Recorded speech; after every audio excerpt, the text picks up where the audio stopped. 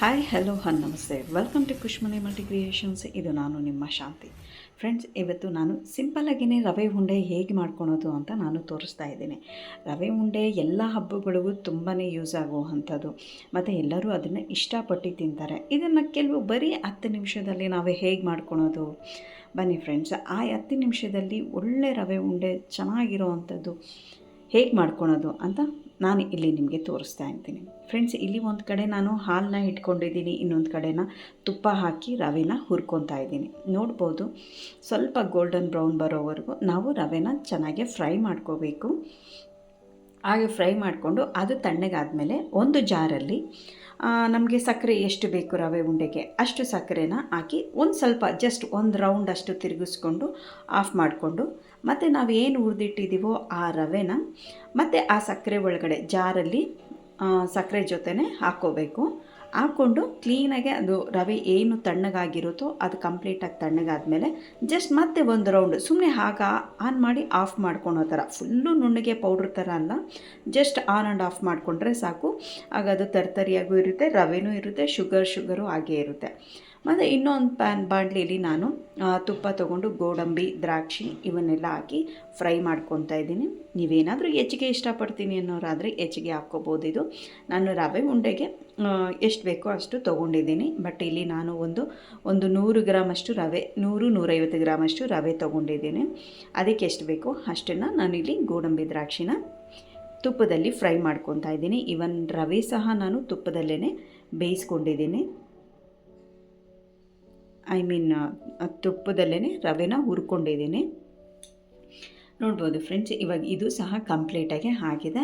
ಈಗ ನಾನು ಒಂದು ದೊಡ್ಡ ತಟ್ಟೆ ತೊಗೊಂಡು ನಾನೇನು ಜಾರ್ಗೆ ಹಾಕಿಕೊಂಡಿದ್ನೋ ಸಕ್ಕರೆ ಮತ್ತು ರವೆ, ಇದನ್ನು ಒಂದು ಪ್ಲೇಟಲ್ಲಿ ಹಾಕಿಕೊಂಡು ಈಗ ಹುರಿದಿಟ್ಕೊಂಡಿದ್ದೀನಲ್ಲ ಗೋಡಂಬಿ, ದ್ರಾಕ್ಷಿ, ತುಪ್ಪ ಇದಿಷ್ಟನ್ನು ಅದೇ ಪ್ಲೇಟಿಗೆ ಹಾಕ್ಕೊತಾ ಇದ್ದೀನಿ. ರವೆಗೆ ಮಿಕ್ಸ್ ಮಾಡಿ ಇಟ್ಕೊತಾ ಇದ್ದೀನಿ.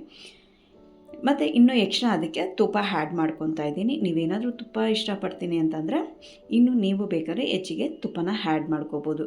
ತುಂಬಾ ಈಸಿ ಫ್ರೆಂಡ್ಸ್, ನಿಜವಾಗ್ಲೂ 10 ನಿಮಿಷದಲ್ಲಿ ಆಗೋಗುತ್ತೆ. ಮತ್ತು ತಿನ್ನೋದಕ್ಕೂ ಅಷ್ಟೇ ಸಾಫ್ಟಾಗಿ ತುಂಬಾ ಚೆನ್ನಾಗಿರುತ್ತೆ. ಮತ್ತು ನಾನು ಈ ತುಪ್ಪನ, ಗೋಡಂಬಿ, ದ್ರಾಕ್ಷಿನ ರವೆ ಜೊತೆ ಚೆನ್ನಾಗಿ ಮಿಕ್ಸ್ ಮಾಡ್ಕೊತಾ ಇದ್ದೀನಿ. ಚೆನ್ನಾಗಿ ಮಿಕ್ಸ್ ಮಾಡಿಕೊಂಡ್ರೆ ತುಪ್ಪ ಕಂಪ್ಲೀಟಾಗಿ ಎಲ್ಲ ರವೆಗೂ ಇದಾಗಿರುತ್ತೆ. ಈಗ ನಾನು ಏನು ಕಾಯಿಸಿಟ್ಕೊಂಡಿದ್ನೋ ಹಾಲು, ಅದು ಉಗುರು ಬೆಚ್ಚಗೆ ಆಗಿದೆ. ಅದಾದಮೇಲೆ ನೋಡ್ಕೋಬೋದು, ಈಗ ನಾನು ಹಾಲೆಲ್ಲ ಹಾಕ್ಕೊಂಡು ಮಿಕ್ಸ್ ಮಾಡ್ಕೊತಾ ಇದ್ದೀನಿ. ಸ್ವಲ್ಪ ಹಾಲು ನಾನು ಜಾಸ್ತಿ ಹಾಕ್ಕೊಂಡಿದ್ದೀನಿ, ಯಾಕಂದರೆ ಡ್ರೈ ಕೋಕೋನಟ್ ಹಾಕ್ಕೊತಾ ಇದ್ದೀನಿ. ಇಲ್ಲಿ ನೋಡ್ಬೋದು, ಇಲ್ಲಿ ಡ್ರೈ ಕೋಕೋನಟ್ಟು ಮತ್ತು ಏಲಕ್ಕಿ ಪೌಡ್ರ್ ಎರಡು ಮಿಕ್ಸ್ ಮಾಡಿ ಇಟ್ಕೊಂಡಿದ್ದೆ ನಾನು. ಅದೆರಡನ್ನೂ ಹಾಕ್ಕೊತಾ ಇದ್ದೀನಿ. ಈಗ ಹಾಕ್ಕೊಳೋದ್ರಿಂದ ಡ್ರೈ ಕೋಕೋನಟ್ ಆವಾಗ ಹಾಲು ನಾವು ಹೆಚ್ಚಿಗೆ ಹಾಕ್ಕೊಂಡಿರ್ತೀವಲ್ಲ, ಹಾಗೇನಾಗುತ್ತೆ ಕಂಪ್ಲೀಟಾಗಿ ನಮಗೆ ಯಾವ ಅದಕ್ಕೆ ಬೇಕೋ ಆ ಅದಕ್ಕೆ ಬಂದಿರುತ್ತೆ. ನೋಡ್ಬೋದು ಫ್ರೆಂಡ್ಸ್, ಈಗ ಅದು ಕಂಪ್ಲೀಟಾಗಿ ಏನು ಹಾಲೆಲ್ಲ ಜಾಸ್ತಿ ಆಗಿತ್ತಲ್ಲ, ಈಗ ಅದು ಕಂಪ್ಲೀಟಾಗಿ ಕರೆಕ್ಟಾಗಿ ಆಗಿದೆ. ನಾವು ರವೆ ಉಂಡೆ ಮಾಡ್ಕೋಬೇಕಾದ್ರೆ ಸ್ವಲ್ಪ ಸಾಫ್ಟಾಗೆ ಮಾಡಿಕೊಂಡ್ರೆ ಚೆನ್ನಾಗಿರುತ್ತೆ. ಏಕಂತಂದರೆ ಅದು ಆಮೇಲೆ ಡ್ರೈ ಆಗ್ತಾ ಏನಾಗೋಗುತ್ತೆ, ಗಟ್ಟಿಯಾಗೋಗುತ್ತೆ ಉಂಡೆ. ಆದ್ದರಿಂದ ನಾವು ಸ್ವಲ್ಪ ಸಾಫ್ಟಾಗೆ ಮಾಡ್ಕೊಳ್ಳೋಣ. ನೋಡ್ಬೋದು ಫ್ರೆಂಡ್, ಎಷ್ಟು ಸ್ಮೂತಾಗೆ ನಾನು ಮಾಡ್ಕೊಂಡಿದ್ದೀನಿ. ಇಷ್ಟು ಸ್ಮೂತಾಗೆ ಸ್ವಲ್ಪ ಲೈಟಾಗಿದ್ದರೆ ನಮಗೆ ಅದು ಡ್ರೈ ಆದಮೇಲೆ ಒಂದು ಅದಕ್ಕೆ ಚೆನ್ನಾಗಿ ಬಂದಿರುತ್ತೆ. ಇಷ್ಟೇ ಫ್ರೆಂಡ್ಸ್, ಇನ್ನೇನೂ ಇಲ್ಲ. 10 ನಿಮಿಷದಲ್ಲೇ ಒಳ್ಳೆ ಸೂಪರ್ ಸಾಫ್ಟಾಗಿರೋ ರವೆ ಉಂಡೆ, ಎಲ್ಲ ಹಬ್ಬಗಳಿಗೂ ಯೂಸ್ ಆಗುವಂಥದ್ದು ರವೆ ಉಂಡೆ 10 ನಿಮಿಷದಲ್ಲಿ ಈಗ ಮನೇಲಿ ರೆಡಿ ಆಗೋಗ್ಬಿಡುತ್ತೆ.